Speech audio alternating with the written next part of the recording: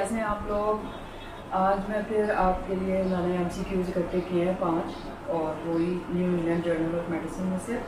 तो इससे पहले मैं 5 सीरीज़ मैं कर चुकी हूँ। तो 6 सीरीज़ में मतलब every series consist of 5 MCQs, ठीक है। तो उसकी सारी एक्सप्लेनेशन मैं आपको बता दूँगी जो भी उसमें दी है, ताकि आपको आसानी हो, ठीक है। और ये मैंने लिए हैं अप्रैल, मई और जून 2021 के new England Journal of medicine, ठीक है। तो पहला है हमारा MCQ नंबर 26, जून 22 का है 2021 new England Journal of medicine में से।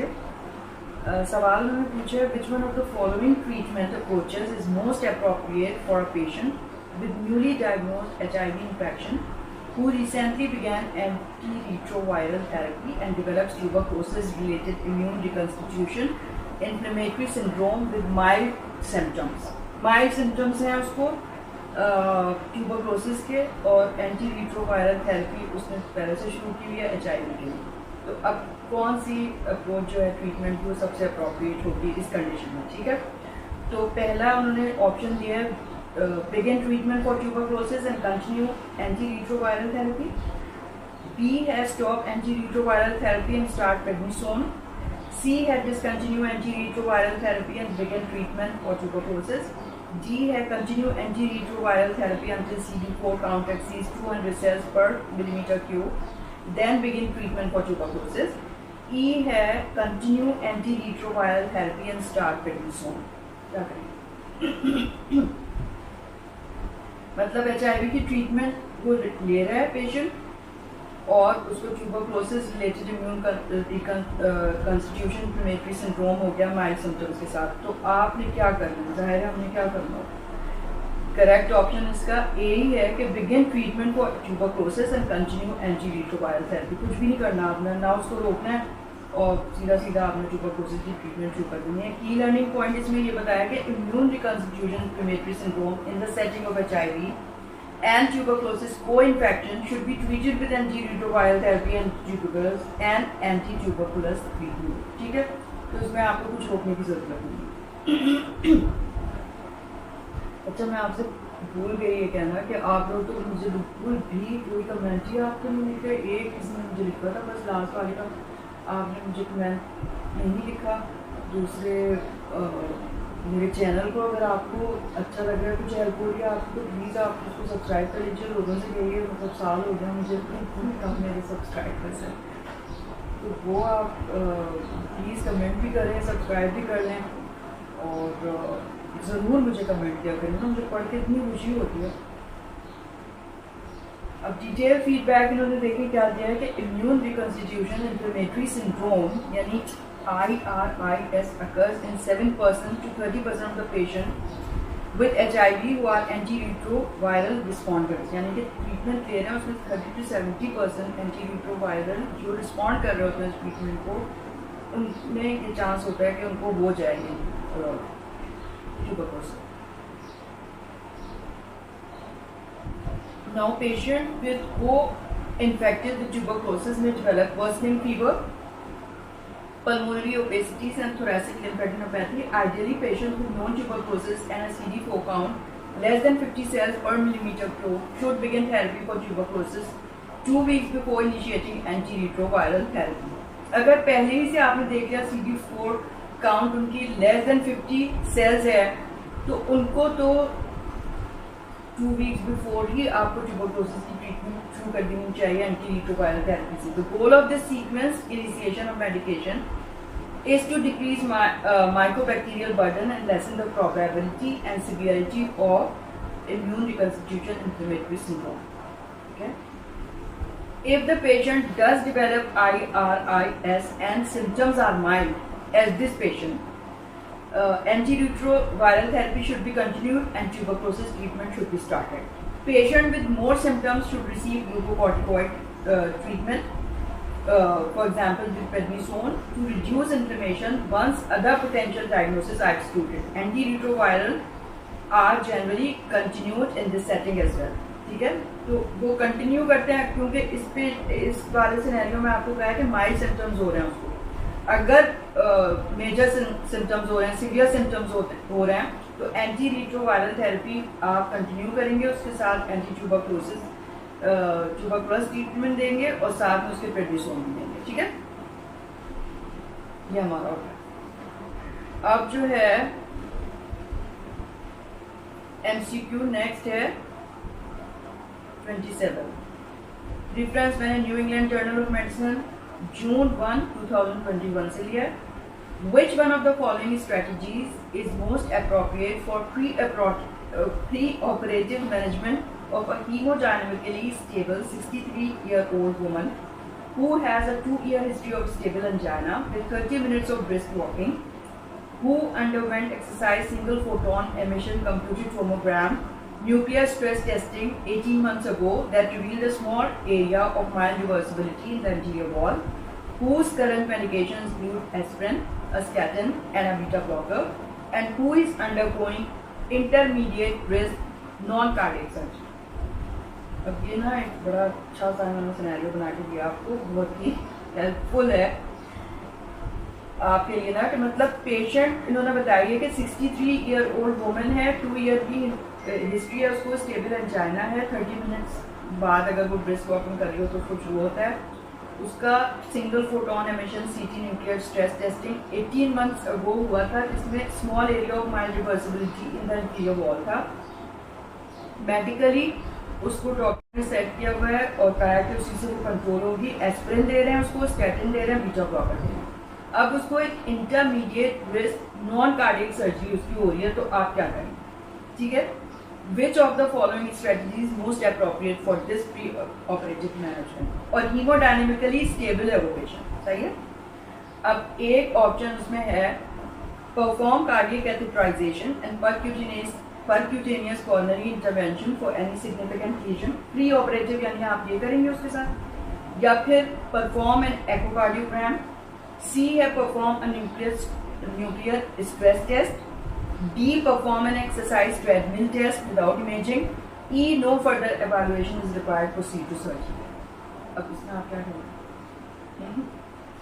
जाहिर है कि हम अब ये तो नहीं कहेंगे उस पेशेंट को कि पहले तुम परक्यूटेनियस मतलब PCI कराओ, फिर उसके बाद जो है नॉन कार्डियक जो उसकी मैनेजमेंट हो रही है वो करो, जबकि वो स्टेबल है। उससे पहले उसको स्टेबल एंजाइना है, मेडिकली वो कंजर्वेटिव थेरेपी पे उसको डॉक्टर ने रखा हुआ है, उसको हीमोडायनेमिकली स्टेबल है, कोई सब प्रॉब्लम नहीं है, जो भी मेडिसिन ले रही है यानी कि एस्पिरिन, स्टैटिन और बीटा ब्लॉकर, उससे वो सही है। तो हम क्या करेंगे? करेक्ट ऑप्शन ई है इसका, no further evaluation is required, proceed to surgery. जो भी उसकी नॉन कार्डियक सर्जरी हो रही है उसको आप प्रोसीड करें। की रनिंग पॉइंट क्या है? The most appropriate pre operative management of a patient who has coronary artery disease and stable angina, has adequate blood pressure and heart rate control, takes aspirin, beta blocker and a statin, and she is scheduled to undergo immediate risk non-cardiac surgery, is to proceed to surgery without additional evaluation। कुछ भी करने की आपको जरूरत नहीं है, ठीक है, दुनिया के बस आप पढ़ लें।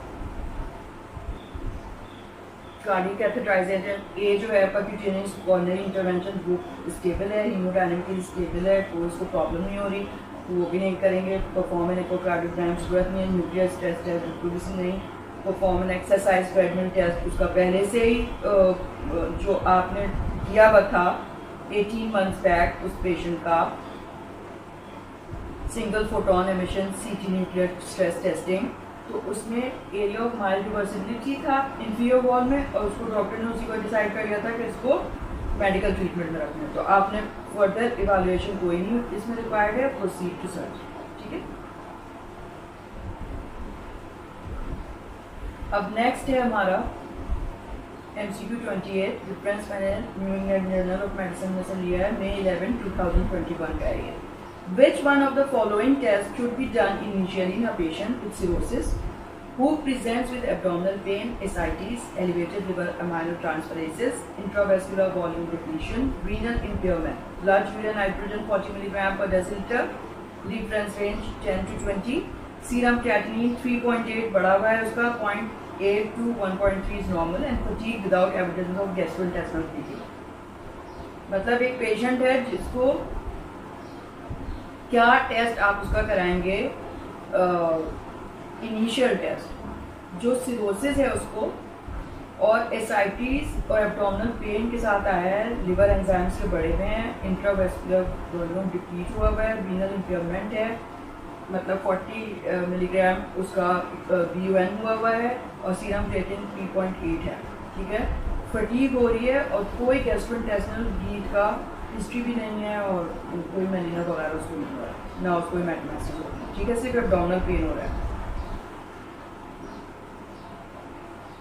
क्या करेंगे, उसका रीनल इम्पेयरमेंट आ रही है ना, 3.8 क्रिएटिनिन है। पहला ऑप्शन है रीनल अल्ट्रासाउंड, दूसरा है non contrast abdominal CT scan, C है measurement of serum alpha fetoprotein, D है अपर एंडोस्कोपी, और ई है डायग्नोस्टिक पैरासिंथेसिस। अब इसमें देखें कि उसको किस चीज़ की ज़रूरत सबसे पहले है, मतलब जब वो आया है। एब्डोमिनल पेन जब भी हो रहा हो ना पेशेंट को, एसाइटिस और एलिवेटेड लिवर एंजाइम के साथ, क्या उसका क्रिएटिनिन बढ़ा हुआ और वो इंट्रावास्कुलर वॉल्यूम डिप्लीशन हो, तो हम क्या करते हैं, सबसे पहले हमने तो पैरासिंथेसिस ही करना होता है ना। जबकि उन्होंने बता दिया कि there is no evidence of gastrointestinal bleeding. अगर पेशेंट हेपेटिक एन्सेफेलोपैथी में प्रेजेंट होता है ना, तो सबसे ज़्यादा चांस होता है कि उसको गैस्ट्रोइंटेस्टिनल ब्लीड हुई है, ठीक है, मलीना या हेमेटोमेसिस या मतलब ये कि ओकल्ट ब्लीड जिसका पता ही नहीं उसको चला है, ठीक है। तो उसमें फिर हम स्टेबलाइज करके पेशेंट को एंडोस्कोपी करते हैं ना। लेकिन इसमें जो है ना डायग्नोस्टिक पैरासिंथेसिस सबसे पहले करेंगे, क्योंकि इसको जो है वो किस चीज़ का, SBP का स्पॉन्टेनियस बैक्टीरियल पेरिटोनाइटिस का ज़्यादा वो लगता है खतरा, ठीक है। तो करेक्ट ऑप्शन क्या हुआ इसका, ई हुआ डायग्नोस्टिक पैरासिंथेसिस। की लर्निंग पॉइंट देखें, the most appropriate initial diagnostic test for a patient with cirrhosis who presents with abdominal pain, ascites, intravascular volume depletion, renal impairment, fatigue is diagnostic paracentesis। ठीक है, detail feedback में उन्होंने बताया कि patient with cirrhosis who presents with acute kidney injury should be evaluated for possible triggers including a new medication, gastrointestinal bleeding and infection। अब पक्का तो नहीं होता ना कि उसको नहीं हो रही है gastrointestinal bleeding, तो आप करवा के तो सब कुछ देखेंगे ना, मतलब फीकल ओकल ब्लड करवा लेंगे, आप मेडिकेशन पूछ लेंगे उसने कोई ऐसी तो नहीं है, और इन्फेक्शन आपने रूल आउट करना है। Then the clinical presentation includes a diagnostic paracentesis. Approximately 12% of the patient hospitalized with cirrhotic ascites have underlying spontaneous bacterial peritonitis। ठीक है, gastrointestinal bleeding should be considered when a patient with cirrhosis presents with encephalopathic symptoms and worsening kidney function. Because this patient has no evidence of acute gastrointestinal bleeding, immediate endoscopy is unnecessary। मतलब immediate नहीं, लेकिन eventually तो आप जाहिर है सारे cirrhosis के patient के आप करते हैं ना कि उनको बैंड लाइगेशन या मतलब वॉट एवर आप देख लें उसका कि क्या है, कितना पोर्टल हाइपरटेंशन होता है, ठीक है। Depending on the patient's clinical course, abdominal imaging with ultrasound or CT might eventually be indicated to rule out other potential causes of acute hepatic or renal decompensation and to screen for hepatocellular carcinoma. If hepatic imaging reveals a mass suspicious of hepatocellular carcinoma, measurement of serum alpha fetoprotein may be helpful to support the diagnosis. However, immediate paracentesis is the first priority with the clinical presentation। तो इसमें यही है कि मतलब सारी चीज़ें eventually आप करवा ही रहे होते हैं, लेकिन ये कि जो सवाल वो पूछा जाता है ना, तो उसमें आप देखा करें कि प्रायोरिटी किस चीज़ की है, सबसे पहले आप क्या कराएंगे। अब एंडोस्कोपी तो नहीं कराएंगे ना, उन्होंने उसमें दे दिया कि उसको कोई गैस्ट्रोइंटेस्टिनल ब्लीडिंग का कोई सिम्टम या कुछ भी हिस्ट्री नहीं, ठीक है। MCQ नंबर 29 रेफरेंस वही New Zealand journal of medicine May 4, 2021 से लिया है मैंने। Which one of the following medication is most appropriate for the initial management in a young man with suspected non-radiographic axial spondyloarthritis? ठीक है, मतलब मेडिकेशन उन्होंने कहा है कि एक यंग मैन को मोस्ट अप्रोप्रिएट कौन सी मेडिकेशन होगी जिसको आप सस्पेक्ट कर रहे हैं कि उसको नॉन रेडियोग्राफिक एक्सियल स्पॉन्डिलोआर्थराइटिस है, नॉन रेडियोग्राफिकल। तो A prednisone, B etanercept, C methotrexate, D naproxen and physical therapy, E scheduled oxycodone. Initial management आपने करनी है ना पेशेंट की, सस्पेक्ट कर रहे हैं आपके एक्सियल स्पॉन्डिलोआर्थराइटिस है भाई, तो अभी तो आप सिर्फ सस्पेक्ट ही कर रहे हैं। तो मैं तो अगर मेरे पास पेशेंट आएगा तो जाहिर बात है कि मैंने तो पेन किलर देने हैं, उनको फिजियोथेरेपी बतानी है। ये सब चीज़ें तो जब मैं डायग्नोज कर लूँगी कि भाई मेथोट्रेक्सेट, एटिनरसेप्ट, प्रेडनिसोन, ये तो फिर बात की बातें। तो इसका डी ऑप्शन सही है कि naproxen and physical therapy. Axial spondyloarthritis SPA is a chronic systemic inflammatory disease characterized by inflammation of the spine and sacroiliac joints. Affected patient can also experience peripheral inflammatory arthritis, dactylitis, enthesitis, and extra-articular disease, for example, uveitis. A subset of patients with axial spondyloarthritis are categorized as having ankylosing spondylitis, in which there is primary spine involvement with structural changes that can lead to ankylosis of involvement. Young man है तो हो सकता है उसको ankylosing spondylitis हो। Axial spondyloarthritis is more common in man than in women. It tends to appear early in adulthood and is associated with significant morning stiffness and back pain that improves with movement or exercise. Serologic and imaging studies can identify inflammation and sometimes structural changes of ankylosing spondylitis. The term non-radiographic axial spondyloarthritis refers to the patient with axial spondyloarthritis who lack radiographic changes of ankylosing spondylitis on plain film radiography, यानी कि bamboo spine उसमें नहीं है। In these cases, MRI can often identify inflammation of the axial spine. The erythrocyte sedimentation rate and C-reactive protein level may or may not be normal in these patients. Diagnosing axial spondyloarthritis can be challenging given the higher prevalence of low back pain and non-specific nature of laboratory testing. Pain with the flexion, abduction and external rotation of the affected limb, जिसे Faber test कहते हैं, in the absence of pain or passive flexion of the hip is suggestive of sacroiliac joint pain but is not specific. The prevalence of axial spondyloarthritis varies among different racial ethnic groups and is in population with higher rates of HLA-B27. क्योंकि इतना तो मतलब आपको पता ही होना चाहिए कि भाई इसमें जो है वो HLA-B27 पॉजिटिव लोगों को एंकाइलोजिंग स्पॉन्डिलाइटिस होता है। अब इन्होंने बता दिया है आपको ताकि आपको पता हो कि ट्रीट कैसे करते हैं ankylosing spondylitis. First line treatment for axial spondyloarthritis consist of non-steroidal anti-inflammatory drugs, NSAIDs, OACP, and physical therapy. NSAIDs are thought to help with pain as well as reduce inflammation in the joints. Tumor necrosis factor inhibitors such as etanercept are recommended if NSAIDs do not provide sufficient symptoms relief. They are not typically considered first line treatment. ठीक है, तो etanercept अगर आपने diagnose कर भी लिया है तो भी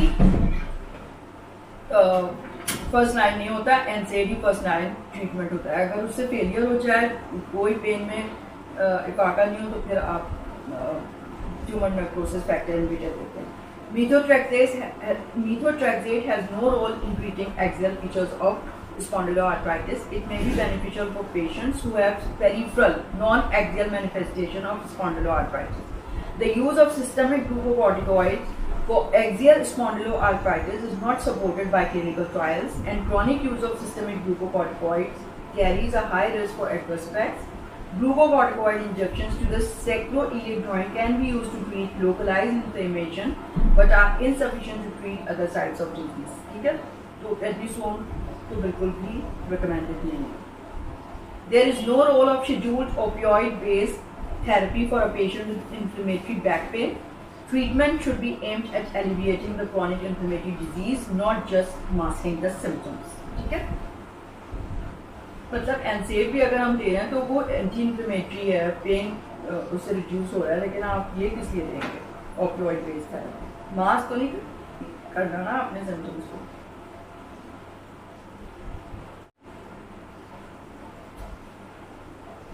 लास्ट MCQ है 30, new England Journal of medicine April 6, 2021 से मैंने लिया आपके लिए। Which one of the following initial pharmacologic treatment is most appropriate for a patient with symptomatic progressive hypersensitivity pneumonitis in addition to removing the offending exposure? A उन्होंने कहा है oral prednisone, B amoxicillin clavulanate, C N-acetylcysteine, D azathioprine and E infliximab। कौन सा आप pharmacologic treatment initially आप देंगे उस patient में जो सिम्टोमेटिक प्रोग्रेसिव उसको डायग्नोज हुआ है हाइपरसेंसिटिविटी न्यूमोनाइटिस, और जिससे भी हाइपरसेंसिटिव यानी कि एलर्जिक एल्वुलाइटिस पहले हम कहते थे ना उसको, ये वो है एक्सट्रिंसिक एलर्जिक एल्वुलाइटिस, उसको अब हाइपरसेंसिटिविटी न्यूमोनाइटिस कहते हैं। तो इसमें ऑफेंडिंग एक्सपोजर अगर है किसी भी चीज़ का आपको पता है वो आपने रिमूव कर दिया, तो उसके अलावा और क्या करना है इन ऑप्शन में से? ओरल प्रेडनिसोन, ठीक है। करेक्ट ऑप्शन है A oral prednisone. Key learning point क्या है? The most appropriate initial pharmacotherapy for a patient with hypersensitivity pneumonitis is a systemic glucocorticoid. Detail feedback उन्होंने दिया है HP यानी कि hypersensitivity pneumonitis is an interstitial lung condition characterized by inflammation in response to the inhalation of organic antigen to which the patient has been previously sensitized. Bronchoalveolar lavage frequently reveals a lymphocytic predominance but is not sensitive diagnostic test. Chest imaging can reveal evidence of fibrosis. Birth antigens are known to cause hypersensitivity pneumonitis, specifically known as bird fanciers lung. The most important intervention is to remove the offending exposure. For patients with symptomatic progressive disease, initial therapy includes prednisone 0.5 to 1 milligram per kilogram of the ideal body weight to a maximum of 60 milligram daily. This therapy should be tapered slowly over several weeks. Amoxicillin clavulanate is not itself a therapy for hypersensitivity pneumonitis. Although infliximab and azathioprine are used to treat autoimmune diseases, they are not first-line therapy for hypersensitivity pneumonitis. Indirect evidence supports the use of N-acetylcysteine in patients with hypersensitivity pneumonitis, but is not a first-line therapy. ठीक है, तो first-line therapy पूछिए वो prednisone। ये खत्म हो गया हमारे।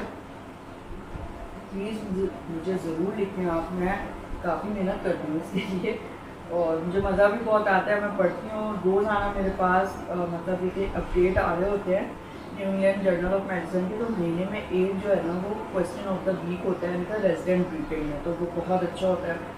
तो वो मैं फिर आपके ना प्रीवियस जो मेरे पास पढ़े हैं और जो मेरे पास करंट रिसेंट आ रहे होते हैं तो वो मैं आपके लिए कर लेती हूँ। तो प्लीज़ ज़रूर मुझे बताइए आपको कि कैसा लग रहा है, आपको हेल्प मिल रही है नहीं मिल रही है, तो कमेंट कीजिएगा मेरा हौसला बनाने के लिए। ठीक है, okay, thank you so much. खुदा हाफिज़।